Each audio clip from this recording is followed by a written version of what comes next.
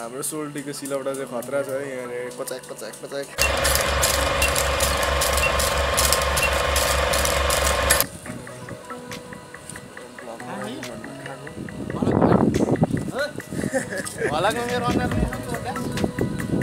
लिएको होइन सुगाइ चाहिँ निन्द्रा नलागेर बाहिर निक्लेको अवस्था होइन गिटी भइरहेछ यहाँनिर चाहिँ नेपालीहरू नै होइन यिनीहरू चाहिँ मेस हलमा काम गर्नेहरू खानासाना लिएर होइन भात बोकेर जाँदैछ खाना खानुको लागि कोही यता रुमतिर छिरो होइन ठिक छ सोल्टी के छ भयो यार तिम्रो ल ल बजाउँ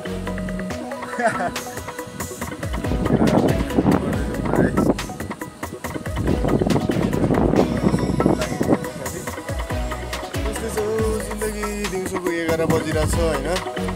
निन्द्रै लागेन यसो बेलुका अब राति गएर यसो 1-2 घन्टा झपक्क हुन्छ नि त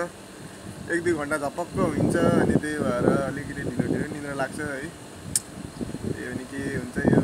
भनौँ न होमसिक हुन्छ क्या होमसिक धेरै नै हुन्छ अनि साथीभाइको धेरै नै पनि याद आउँछ क्या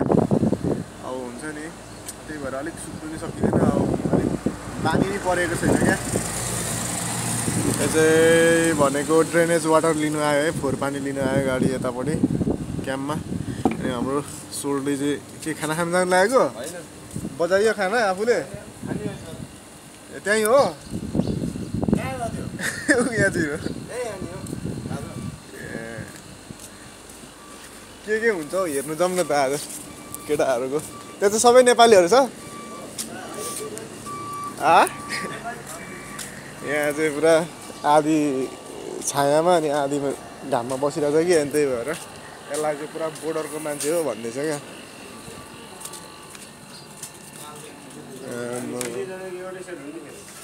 के हो म नि आएँ है आज त हो अब यता कुकमेन फेरि यतापट्टि रहेछ हाम्रो सोल्टी है ल ठिक छ गोरो गोरो भयो क्या हो कडस नाइट ड्युटीले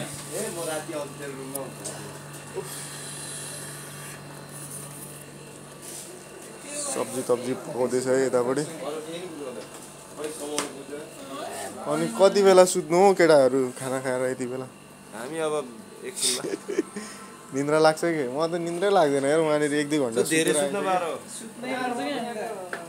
हामी त सुत्नै पर्छ के धेरै सुत्न पारो धेरै सुत्नु पाएर भन्नु म त कति 2 घन्टा सुत्छु हो वहाँनिर 2 घन्टा यसो झल्किने हो हतार हतार उठ्ने हो अनि फेरि ड्युटीमा बसिहाल्ने हो अलिअलि के हो यस्तो नि पढ्नुपर्छ यस्तो नि पढ्नु पर्दो रहेछ है किचनमा चाहिँ के हो यो कोल्ड स्टोरेज टेम्परेचर अरे यिनीहरू freezing temperature 5 degree to 60 degree Celsius danger zone अरे 60 degree Celsius hot holding temperature cooking temperature 7 degree Celsius can have limited फ्याब्रिटी के छ high risk cleaning area 3 step and wash disinfect dry food contact areas and 2 step low risk cleaning area non food contact floor work ceiling hot surface over and stove exam पनि पो हुँदो रहेछ त्यहीहरुको त यता फेरि ग्याम यता चाहिँ यसरी हैन टक्कसँगले छोपेर यो नभए डिस्टर्ब हुन्छ भनेर हैन ट्याक ट्याक यहाँ पनि यहाँ लुङ्गी पनि लगाइदिरहेछ पुरा त हाम्रो सोल्टी चाहिँ घरमा कि कहाँ बोल्दैछ हैन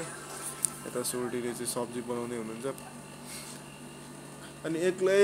अनि कतिखेर सक्नु हो सोल्टी यार यसो केटाहरूलाई हेल्प गर्नु न गर भनेर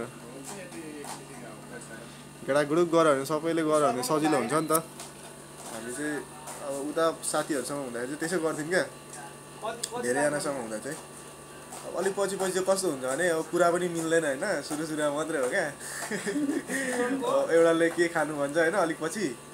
अर्कोले के भन्छ कुरा मिल्दैन के मिल्दैन हिसाब किताब मिल्दैन हैन अब कोही न कोही त अलिकति दामालीमा नमिल्ने हुन्छ क्या धेरै गाह्रो हुन्छ नि ए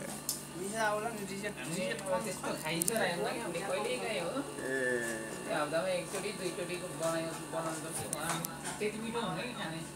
वहाँनिर कहाँ मेस हलमा मिठो हुन्छ त हो त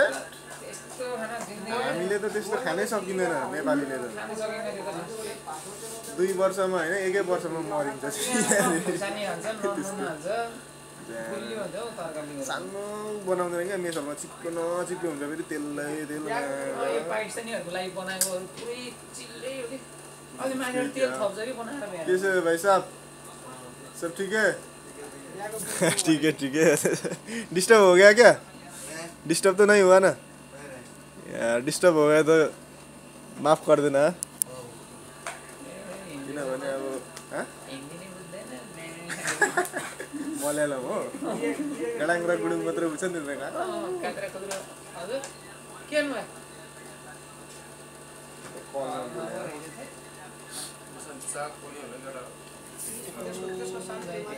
अहिले चाहिँ खाँदाखेरि पिरो अहिले चाहिँ माथि पोल्छ भोलि बिहान तल पोल्छ नि केटा पिरोले अब कम गऱ्यो उतै अस्ति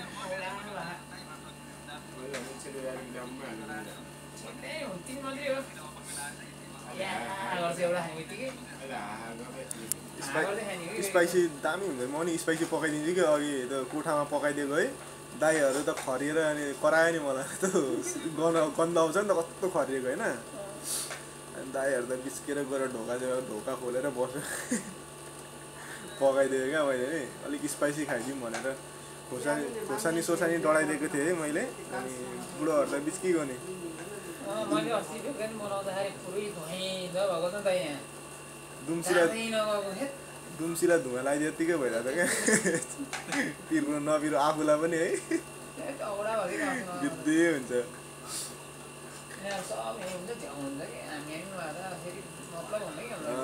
अलिक बिच्किन्छ नि यिनीहरू त त्यस्तै हो नि अब के गर्नु विदेश जस्तो ठाउँमा होइन सबै नेपालीहरू त्यतिखेर भए एकै ठाउँमा बस्नु थियो कि नेपाली नै मिल्दैन हौ त्यो भनाइ मात्रै हो त्यो त हो तर होइन हाम्रो त त्यस्तो छैन ठिक छ कि अहिलेसम्म त त्यस्तो नमिल्ने चाहिँ छैन अब हुन्छ कोही चाहिँ अलिक नमिल्ने हुन्छ टेढोहरू हुन्छ नि त तर टेढै भए पनि नेपाली ठिक हो कि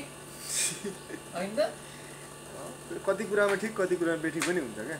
त्यो त भन्नु सकिँदैन नेपालीले नेपालीलाई हेपिरहेको हुन्छ यार कस्तो तरिकाले भनिरहेको अब कोहीले चाहिँ अब होइन अनि कुनै गर्छ कोही चिजै मान्छे होइन नेपाली भन्दाखेरि कोहीले चाहिँ अलिकति दबाउनु खोज्छ क्या हुन्छ कोही मान्छेहरू अब होइन त्यस्तोहरू हुन्छ क्या अब विदेशमा चाहिँ गाह्रो छ नि हो बरु अरूले पाकिस्तानीहरूले पनि दबाउनु खोज्छ इन्डियनहरूले चाहिँ त्यति साह्रो गर्दैन अनि उहरूले चाहिँ गर्छ पाकिस्तानीहरूले दबाउनु खोज्छ अनि सुडानीहरूले दबाउनु खोज्छ सुडानीहरूले त खोज्दैन उहरूले चाहिँ के भन्छ इजिप्सियन र पाकिस्तानीहरूले दबाउनु खोज्छ क्या मलाई अनि कहाँ सुरुमा त क्या हेप्नु खोजेर है यहाँबाट यो इजिप्सियन र पाकिस्तानीहरूले चाहिँ एक दुईचोटि त थर्काइदिएको त्यहाँदेखि चुपचाप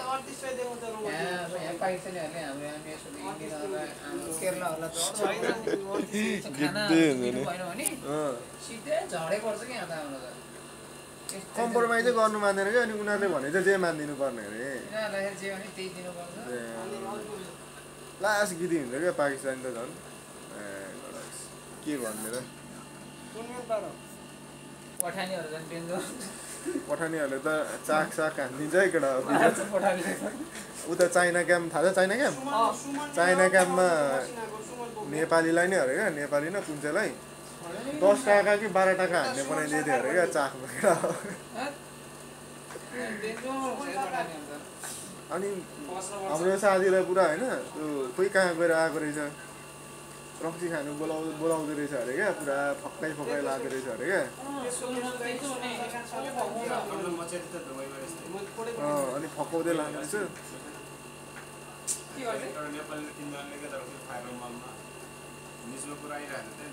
अनि त्यस्तो हुन्छ त नि कम्ता गिरी हुन्छ त पठानीहरू तर यिनीहरूलाई फेरि के भन्छ पुलिस केस लाग्यो भने फेरि सक्यो नि त जिन्दगी त झिरिक हुन्छ नि त फेरि साह्रो तर अब फेरि गाह्रो नि त होइन भिक्टिमलाई त गाह्रो हुन्छ नि त फेरि होइन 3 जनाले स्याक्दा त सुरुचोटि आउँदाखेरि त्यही टाइममा आयो फर्स्ट टाइममा आयो सुरु टाइममा आउँदाखेरि डर लाग्ने यिनीहरू देखेर चाहिँ ल पछि परै मन लाग्यो यहाँनिर के? अस्ति हामी आउँदा त नि होइन त्यो यो छ नि इन्डियन पाकिस्तान यति ढङ्लङ कपाल पार्ने